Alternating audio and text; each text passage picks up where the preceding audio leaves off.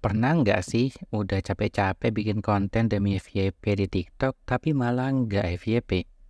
Ngikutin tutor FYP sana-sini tapi malah bikin kontenmu jadi aneh dan berantakan? Tenang, kamu nggak sendirian.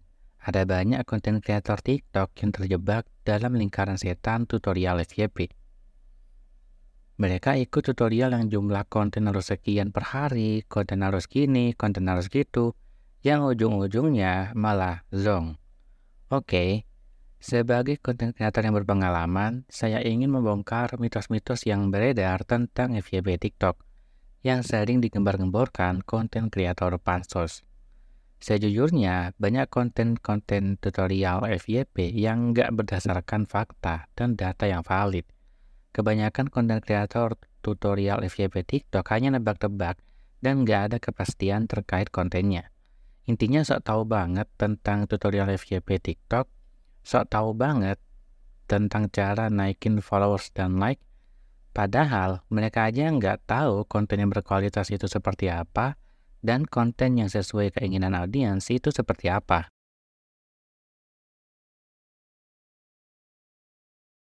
Mitos pertama, jumlah postingan per hari. Banyak tutorial FYP TikTok yang mengatakan bahwa jika ingin FYP, diharuskan posting 2 hingga 3 video per hari, atau 5 hingga 6 video per hari. Dari sini saja sudah mustahil sih. Bayangkan, kamu disuruh buat 6 konten dalam sehari untuk diposting ke TikTok. Betapa bodohnya kamu. Kamu buat banyak konten dalam sehari itu malah membuat kualitas kontenmu menurun. Bahkan nggak ada yang suka.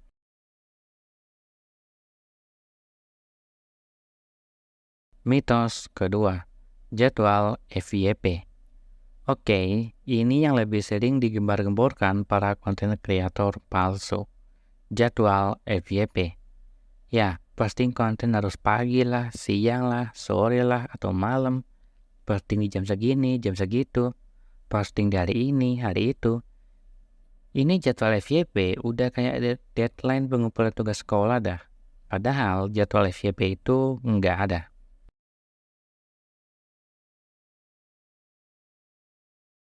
Mitos ketiga, durasi video. Banyak konten kreator yang mengatakan durasi konten jika ingin FYP adalah 15 detik, 20 detik, atau bahkan 30 detik.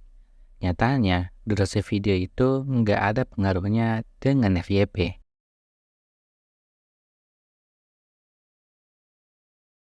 Mitos keempat, jenis konten FYP. Ini yang paling banyak disebutkan dan ditutorialkan oleh konten kreator lain. Jenis konten FYP. Sebenarnya, semua jenis konten itu bisa FYP di TikTok. Mau itu konten video, konten gambar slide to slide, bahkan konten vlog bisa juga FYP di TikTok.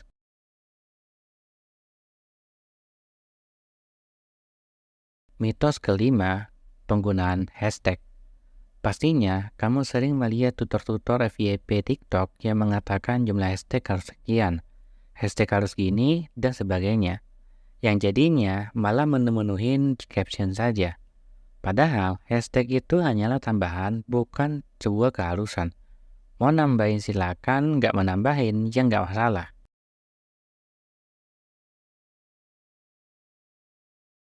Mitos keenam, interaksi kreator. Ribet banget ya, suruh balas semua komentar. Ya kali komentar ratusan dibalasin satu-satu. Kalau jumlah komentar bisa dihitung jari ya wajar sih. Tapi kalau yang komen ratusan bahkan ribuan, yakin bisa balasin komen satu-satu. Dari 6 mitos yang sudah saya katakan, saya yakin di antara kamu pasti ada yang bilang saya cuma iri, saya cuma caper, dan ada yang beralasan beda pengalaman. Oke, kalau memang gitu, mari kita bahas mitos pertama, yaitu jumlah postingan per hari. Jujur saja, ketika saya melihat dan mendengarkannya, saya sedikit tertawa karena konten kreator kok ketat banget ya dalam posting konten. Kalau kamu kerja di perusahaan, ya masih wajar sih kamu harus posting sekian video per hari, karena itu sesuai aturan dan target perusahaan. Tapi ini kamu mengelola konten sendiri atau kasarnya itu konten kreator mandiri. Ya, kamu nggak terikat aturan perusahaan manapun dan enggak dibayar perusahaan manapun. Kamu bikin konten banyak dalam sehari. Misal, satu hari itu 6 video. Bagaimana dengan kualitas konten kamu? Pastinya, dalam pembuatan konten itu perlu waktu, perlu ide yang matang, dan perlu konsep yang matang. Nggak asal buat atau yang penting jadi. Kalau asal buat atau yang penting jadi, ya semua orang bisa. Rekam video terus ngomong-ngomong nggak jelas, lalu posting dengan captionnya ngasal aja. Yang penting jadi. Tapi apa value yang didapat dari video yang dibuat? Apa manfaatnya bagi orang lain dan diri sendiri? Itu yang dipertimbangkan. Makanya bikin konten untuk FYP itu nggak mudah. Juga perlu waktu. Kecuali kalau emang kamu kerja di perusahaan di posisi konten kreator, ya pasti bakal ada yang bantu. Apalagi jika kamu kerjanya secara tim. Jadwal FYP ini sering digembar-gemborkan banyak konten kreator. Jadwal FYP menurut para konten kreator adalah di mana orang-orang pada buka TikTok. Jadwal FYP kasarnya itu jam aktif pengguna TikTok meningkat.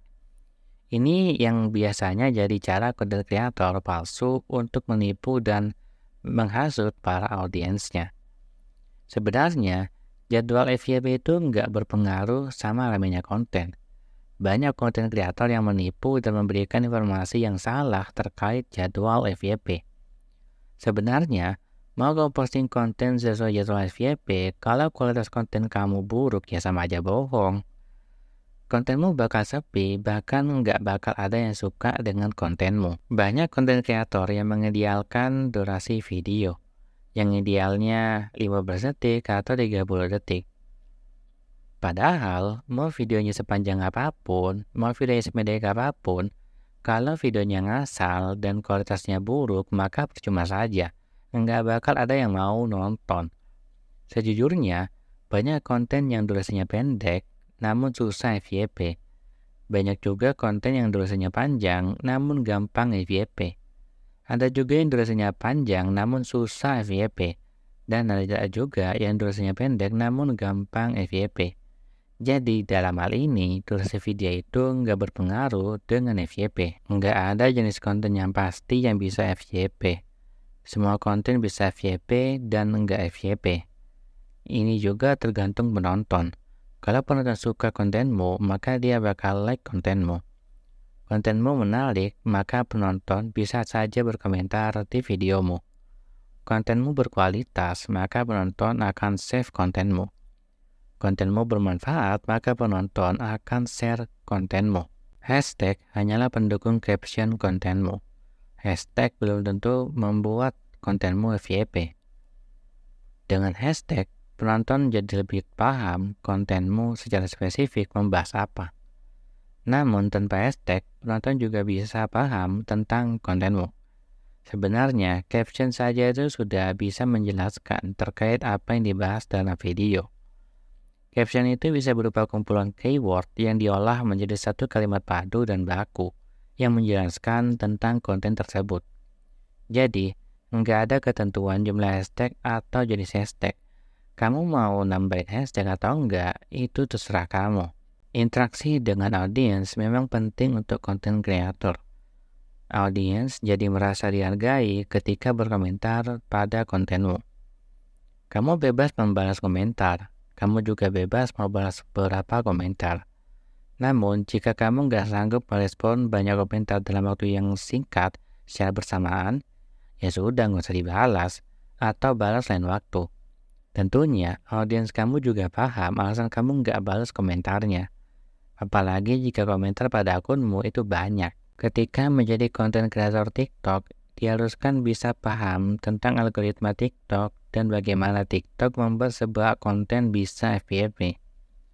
Konten kreator itu nggak hanya fokus dalam pemahaman konten, tapi juga memahami algoritma sebuah platform berjalan dan membuat konten menjadi viral. Sebenarnya, dalam konten TikTok, FYP itu bonus. Yang terpenting adalah bagaimana kontenmu bisa disukai banyak orang. bisa menjangkau audiens yang lebih luas dan bahkan bisa meningkatkan followers akunmu. Kamu nggak bisa mengakalinya jika kontenmu saja sudah buruk.